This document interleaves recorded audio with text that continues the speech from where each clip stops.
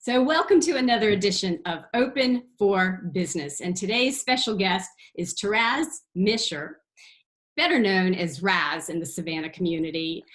We're so lucky that he's going to be here with us today talking about podcasts during this pandemic and how it's really an effective way to communicate at this time. And I believe a lot of people still aren't really sure what a podcast is. So Razz, why don't you take it over? Tell us what a podcast is, and thank you for being on Open for Business. Oh, thank you for having me. As always, it's always fun being with you, getting to talk to you.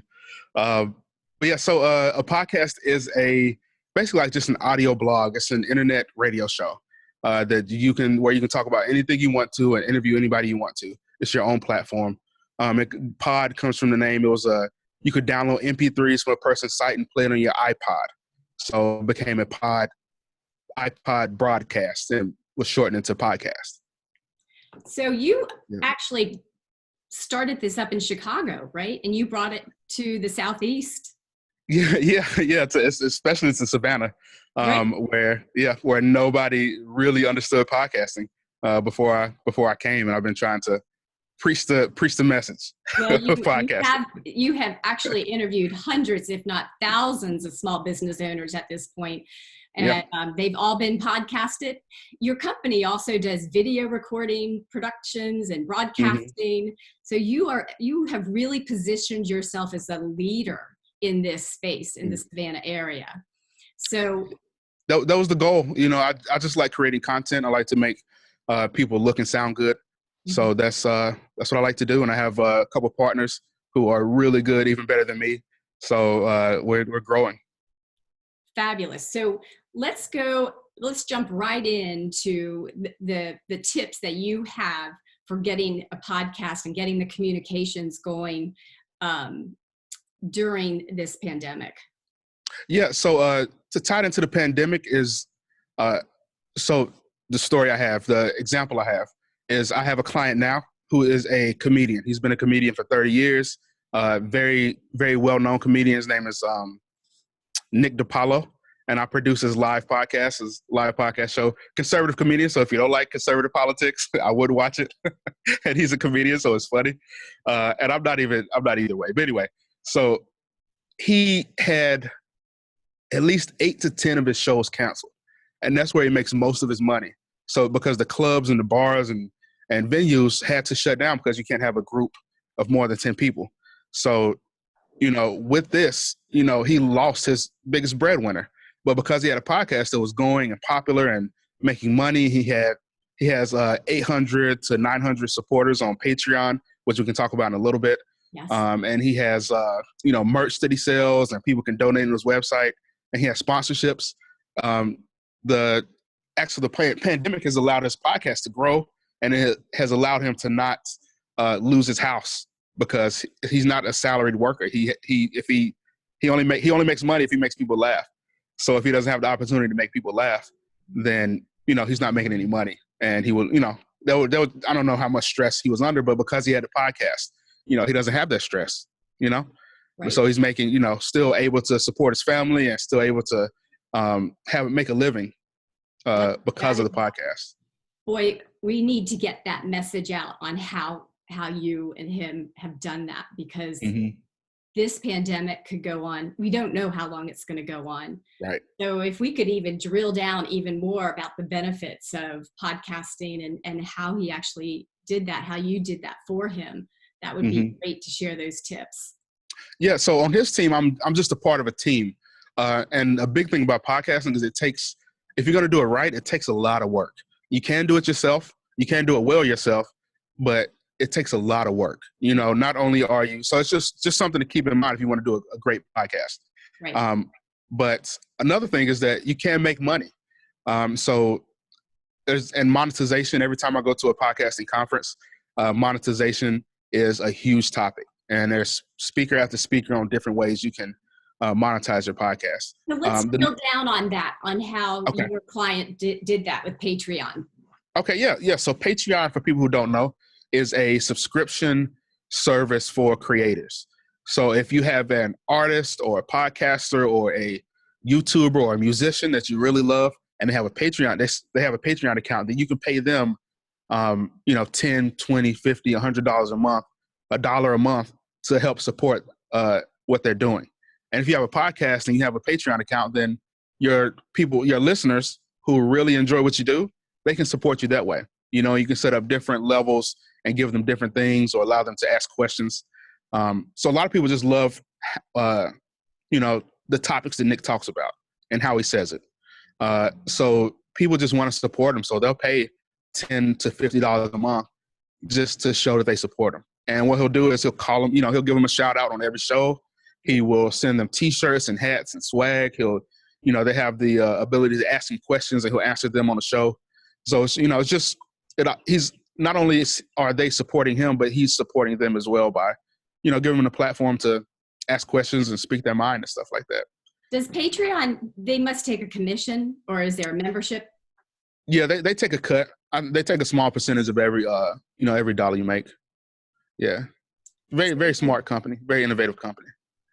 Absolutely. And I've heard about them on a lot of YouTube channels. A lot of people will do the shout out to Patreon and mention their sponsors. So that's a really good one to know. So how does it work with sponsors? So sponsors, there's a couple of different ways to get sponsors. You can reach out to people specifically, or a company specifically that you think would be a good mix for your company and for your podcast. And, you know, you can just ask them for whatever you think, you know, they're willing to give you, honestly. But a lot of sponsors, just go ahead. Do they ask for how many downloads you have? I mean, is there a formula for that? There is. So when you have a podcast, your podcast host will allow you to look at the download numbers that you have. So you can add the downloads from, if you post to Facebook, Twitter, YouTube, iTunes, you can look at all those numbers and put those together to share with your sponsor. Okay. And then a lot of people, you know, they'll say, I'll pay, it's usually per 1,000 downloads you get or per 1,000 views. I forget the actual term for it. But that's a good place to start. You know, how many 1,000 views you're getting and people will pay you a certain amount of money. Is there a ballpark estimate, or is it really just whatever? It's really just whatever. There is a website called, you might have to cut this piece out. Let me find. Oh, Midroll, MIDROLL.com. Okay. And a lot of popular podcasters use that site. And what they do is you connect with midroll.com and you let them know. They have a calculator on there, and they have a ton of advertisers, and they just connect podcasters with the advertisers. So you tell them how much you're making per month per download, and they'll send you the scripts for the advertisers to be on your podcast. Yeah. So it's really simple. That's a great tip. That's midroll.com. So I know there's a lot of small business owners that like to do it themselves. And a lot of times they start doing it themselves and they realize it's a lot of work. Yeah. The services that you can help people navigate. That's what your company can do. Yes. It's just like to have a successful business. It's just like to have a successful podcast is honestly just like running a successful business. Like you're going to need a marketing person. They're all going to be you starting out, but you're going to need a marketing person. You're going to need a PR person. You're going to need an advertising person. You're going to need, a person to manage the finances and also branding. You know, you want to make sure your branding looks good, the podcast logo. So you're going to need all of that. And in addition to, technical expertise when it comes to editing the podcast and making it sound good and doing, intros and outros and all that stuff. So you need a team around you, and the sooner you can get that team, usually the better. So one thing that I love about podcasts is the ability to position a client as the authority. That is one of the best branding strategy that you can do. So let's dive in a little deeper on how podcasts can help brand you as the expert in your field. Right. So when you interview successful people, you become successful by association. Great. So when I had you on the show, Marjorie, the first time, I knew nobody in Savannah, but then I became very well known because of you. You brought me to, networking events and you introduced me to people. And it's all because we had a great interview together. And then from that, all these different offshoots came where I was meeting more and more people. And I really appreciate that. Really appreciate that. All the introductions that help you gave me. We are Savannah, hashtag. That's right. Yeah. So you become the authority. Even if you're a plumber, you can interview other plumbers around the nation. And then now you have this connection of plumbers and people in the plumbing industry all around the nation. You become the person to go to, when anybody has a question. Even if it's just, yeah. What about even like like an attorney? I mean, they can share their tips and advice on each podcast, right? Mm-hmm. Okay. How long do they need to talk? I mean, what is a good length for a podcast? A good length, most podcasts between 20 minutes and an hour. Okay. But long form content is coming back. No wonder. Yeah, and on YouTube and on iTunes, long form content is growing like crazy. So for years and years and years, people said, keep it short. People don't have attention spans. Keep it under 5 minutes, keep it under 30 seconds. But that's only true for Facebook and Instagram and Twitter, because people are always scrolling, and it's kind of like a slot machine, right? Yeah. You're just looking for that next dose of dopamine of something that's going to make you smile or cry or something you can share with a friend. Yeah. But that's not true with YouTube and iTunes. I'll listen to a 2-hour podcast or a 3-hour podcast if it's really good on, just on iTunes, because I'll listen for 30 minutes on my way to work. I'll listen for 30 minutes while I'm taking a walk. I'll listen for, 30 minutes while I'm, washing dishes or cleaning the house or something like that. So it's just, you can have long form content and people aren't going to sit there and listen the entire time, but they'll come back to it.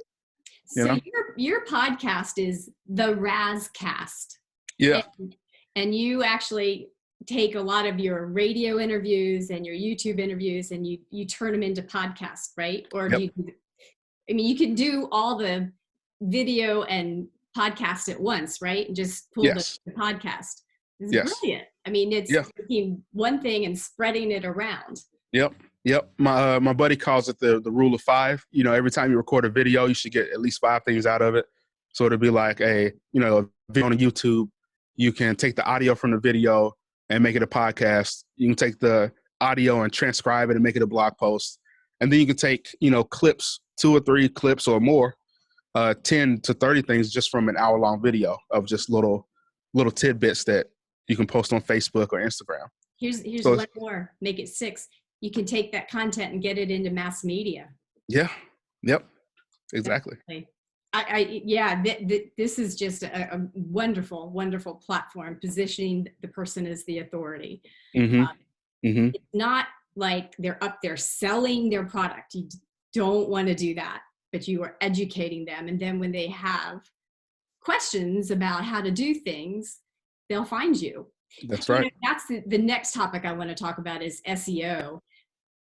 How effective is the SEO with podcasting? If you have great show notes, so show notes are just the description you put under your podcast. That helps with SEO. Right. If you have your podcast in Google Play is doing a lot now. Google is doing a lot to promote podcasts and so that when you search online for, Marjorie Young podcast, the actual episode will come up, where you can just play it straight from Google search. So they're working. Search engine, so That's right. Yeah. So they're working on that now. They're taking it more seriously. Podcasting is growing. Yeah. Yeah. The kind of the number one secret, like to go back to authority real quick, of podcasting that nobody tells you is the behind the scenes conversations that happen, the behind the scenes networking and connections, behind the scenes networking that happens, right? Just thinking about my buddy Jesse Cole of the Savannah Bananas. When I was first working with him on his podcast, he, it was all the behind the scenes stuff that was going on. He was interviewing these authors, and then these authors would have him come speak at places. And so it's like, maybe your numbers aren't huge, but if you can get in front of the right people, they can take your business to the next level, Absolutely. For I example, really think podcasts has come, all of a sudden we're in this pandemic, and mm, what a better way to get involved in podcasting now, because you can yes, do everything from your computer at home. yep, So yep, yep. And there'll be another pandemic. Unfortunately there'll be another swine flu or West Nile virus or Ebola outbreak. So it'll come back, and then if you start now, then you'll be ready and have that extra stream of income, so you're not so stressed out the next time there's an outbreak that happens, or the next time you have to close your business. so if somebody watching would like to get started, they can call you and you can walk them through that. Um, are there any other sites or things that you would recommend for people starting podcasting? Yeah, there's a lot of great sites out there. So my site is podonthego.com, short for podcast, podonthego.com. And I'm going to start doing a lot more education on there. But the guy that helped me get started, I haven't met him once personally, Yeah. but Pat Flynn. So it's smartpassiveincome.com, or it just might be, if you search for Smart Passive Income and podcast, he has several courses on how to get started. And another guy is John Lee Dumas with EO Fire, stands for Entrepreneur on Fire. And those are two tremendous platforms to get started. They give you a wealth of information on just all the equipment you need, how to start up. And the cool thing about their site is that they have a monthly financial profit and loss statement for how they made their money on their podcast, how they lost money, the things they spent money on. So profit and loss, income, expenses, and their net and their gross profits. So it's a great way to go there and see what's possible. On eofire.com, the most he made one month was gross was around $500,000 in 1 month just from podcasting. I know he averages around 100,000 a month for podcasting, which is incredible. I need to ask you if you can help me, because I've got a book coming out it's called The Reputation Matrix, and it's educating folks on how to become famous in the community and online, basically. But this seems like a really good platform for me. Yes. Okay. Yeah. You should. I told you I'm going to share these resources with you. I have to look them up. But there are 3 or 4 services who will connect you with podcasts. So if you want to go and promote your book, Reputation Matrix, on other podcasts, which is a tremendous idea because it's cheap, it's free, and it's an opportunity for you to connect with people around the world you would have never met before, who are interested in PR and growing their business. They're free, some are free, some are paid. But one that comes to mind is Podcast Valet, podcastvalet.com. I've seen them and talked to them a couple of times, and they're really good people. But it's a couple others that are free. I think that might be paid. But it's a tremendous opportunity. So if you're a business owner and you don't want to start a podcast, you can still go on other people's podcasts. People are always looking for great guests. So if you have something a message to say, or a product to sell, not necessarily a product to sell, but a way to help other people that you're confident in, then you'll do great as a podcast guest as well. Razz, these tips have been incredibly helpful, not only for me, but I'm sure for all the small business owners watching this. This is very, very helpful. And if you could write those tips down, and I'll put them below in the notes. And if folks would like to reach out to Razz, and Razz can help them navigate this world of podcasting. It is a lot more complicated than we realize. How can people get in touch with you? Yeah, you can go to podonthego.com, or you can email me, Razz, RAZZ, at podonthego.com.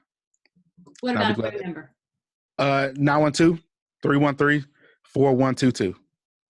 Razz, you're the best. I thank you so much for taking time to be on Open for Business. And of course, stay safe, and seriously, thank you for sharing that information. That's how small businesses grow. We all help each other.